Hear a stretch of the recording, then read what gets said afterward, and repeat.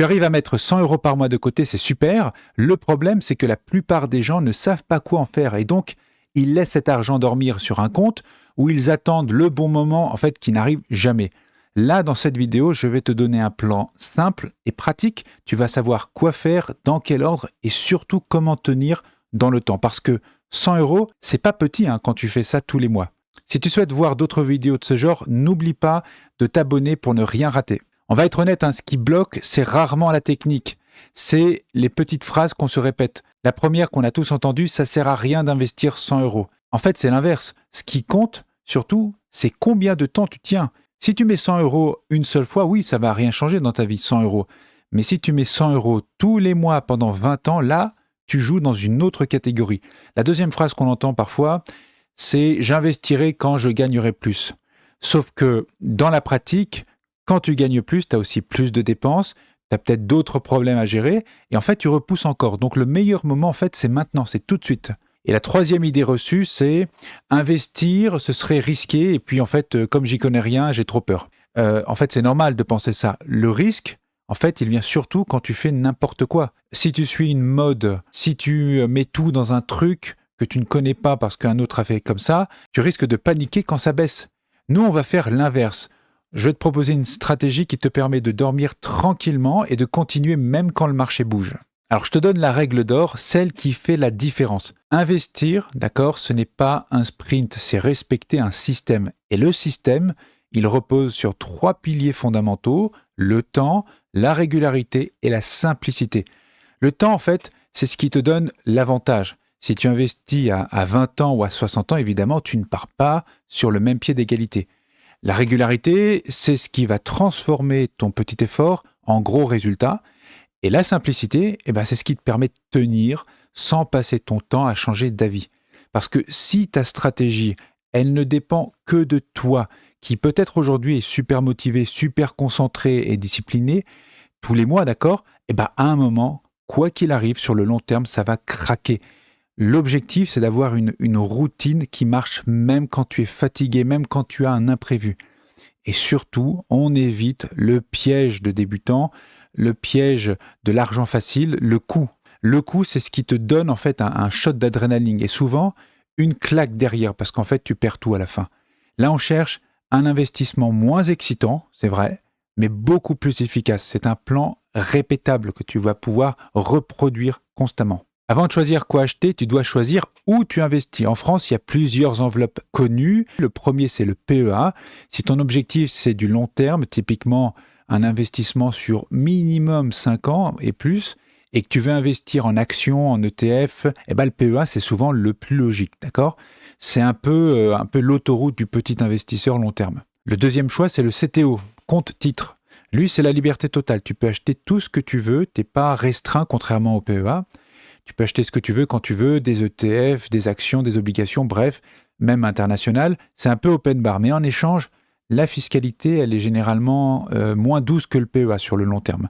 Et le troisième choix, c'est l'assurance vie. Elle est intéressante si tu veux un truc plus polyvalent.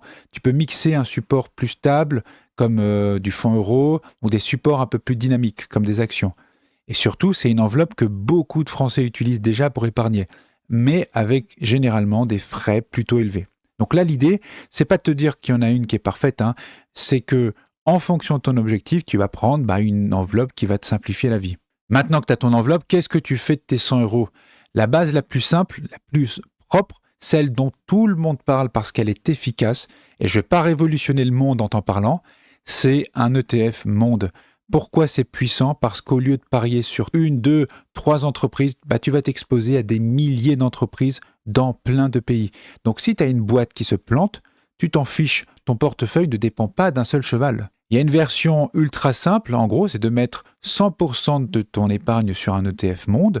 Tu mets donc 100 € tous les mois et point, c'est fini. C'est la stratégie, je ne veux pas me prendre la tête, je veux juste construire mon épargne. Et si tu as envie d'un peu plus de fun, d'accord, tu peux faire un 80-20, tu peux mettre 80% sur un ETF monde et 20% sur un investissement satellite. Par exemple, un ETF à thématique par zone géographique ou un ou par secteur d'activité. Ou alors tu peux prendre quelques actions comme spécifiques, comme Total, Vinci, Air Liquide, ou même une petite part de crypto. Tu peux rajouter du Bitcoin. Mais c'est une part qui est assumée comme du bonus, c'est pas un cœur de plan. Et je précise un truc important, hein. Plus ton montant investi par mois est petit, plus tu dois éviter de le disperser dans des dizaines d'investissements. Mieux vaut un investissement solide et régulier qu'un espèce de puzzle qui est impossible à suivre. Et là, on finit par le point le plus important, c'est l'automatisation, parce que ce qui tue les investissements, c'est pas le manque d'argent, hein, c'est le manque de constance. Si tu te dis, je vais investir à la fin du mois, et qu'à la fin du mois, il te reste plus un rond, eh ben, tu fais rien du tout. La solution, il faut que tu programmes un virement automatique juste après ta paye. Donc, si tu reçois de l'argent, ton salaire le 28, tu fais le virement le 29 et tu investis derrière sans réfléchir. Et avec ça, tu vas éliminer deux ennemis qui sont terribles dans l'investissement, les décisions émotionnelles et les dépenses qui mangent ton budget. Tu vas transformer un investissement comme en facture, mais une facture pour toi, d'accord ? Les 100 € que tu vas mettre, ça va devenir un espèce de non négociable, comme un abonnement Internet ou un abonnement Netflix, si tu en as. Ça, c'est ce qui fait qu'en plusieurs années, tu as un vrai début de capital. Alors, c'est le moment waouh, parce que c'est là que tu comprends pourquoi, avec 100 €, c'est loin d'être ridicule. 100 € par mois, ça fait 1200 € par an, ok ? Sur 5 ans, sans rendement, sans placer l'argent sur un support ETF, au bout de 5 ans, tu aurais 6 000 €. C'est normal. Au bout de 10 ans, tu aurais 12 000 €. Sur 20 ans, ça fait 24 000. 24 000 € au bout de 20 ans, c'est pas non plus énorme. D'accord ? Ça fait pas spécialement rêver, surtout qu'en fait, dans ce cas précis, tu n'as pas mis cet argent sur un ETF. Mais maintenant, on va ajouter le temps et les intérêts composés. On va faire une hypothèse très simple, sur du long terme évidemment. Si tu fais autour de 8% par an, ce qui est une hypothèse assez classique sur un portefeuille avec des actions diversifiées, même si en fait ça monte et ça descend, alors sur 20 ans, tes 100 € par mois peuvent devenir un montant qui est nettement supérieur à ce que tu as versé. Par exemple, au bout de 20 ans, sur un placement qui délivre 8% par an, tu obtiens quasiment 55 000 € au total. Tes intérêts rapportent plus que l'argent que tu as investi. Et c'est là le vrai message. L'idée, c'est pas de dire que 100 € c'est petit, c'est que 100 €, ça rapporte plus tous les mois. Et le but, c'est que ton argent commence à bosser pendant que toi, tu fais ta vie. Alors avant de commencer, il y a des erreurs que tu dois comprendre et qui vont détruire les petits investissements que tu fais et qui font croire aux gens qui débutent notamment que l'investissement, c'est nul. C'est pas nul, c'est juste qu'ils sont allés sur des placements erronés qui ne sont pas faits pour eux. La première erreur, notamment chez les débutants, c'est de faire du trading. Surtout avec effet de levier. Le trading et l'effet de levier, notamment, c'est pour ceux qui veulent aller très vite, qui veulent démultiplier leurs gains trop rapidement. Et ça marche pas pour la majorité des personnes, parce qu'avec 100 €, tu vas vouloir accélérer à fond, tu vas prendre des risques débiles. Tu vas pouvoir gagner un petit peu et très vite, tu risques de tout perdre. La deuxième erreur, c'est de tout mettre sur un seul mode. Tu vois, si tu mets tout ton argent sur une seule action, sur un seul thème, sur une seule crypto du moment, et tu te retrouves dépendant d'un seul truc. Alors qu'avec un ETF monde, tu acceptes que certaines boîtes baissent, mais d'autres montent et tu avances quand même, tu vois. L'erreur numéro 3, c'est de vendre quand ça baisse. Ça, c'est le classique, tout le monde l'a fait, c'est normal, mais il faut comprendre que quand tu achètes, si ça baisse de 10% et que tu paniques et que tu vends, souvent tu reviens quand c'est remonté, quoi. Et tu fais exactement l'inverse de ce qu'il faut. Tu achètes à un point plus haut que tu l'as vendu, et en fait, tu te retrouves à faire exactement l'inverse de ce qu'il faut. Donc en fait, tu t'appauvris. Il faut intégrer dans sa tête une vérité assez claire, c'est que les marchés, ils bougent. Et donc ton travail, c'est pas de les prédire, personne ne peut les prédire. Ton job, c'est d'avoir une stratégie qui te permet de rester stable et en place dans le temps.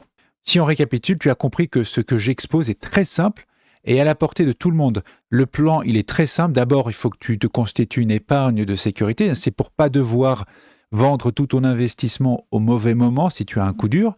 Ensuite, tu choisis ton enveloppe, un PEA, un CTO ou peut-être une assurance vie si ça correspond à tes objectifs.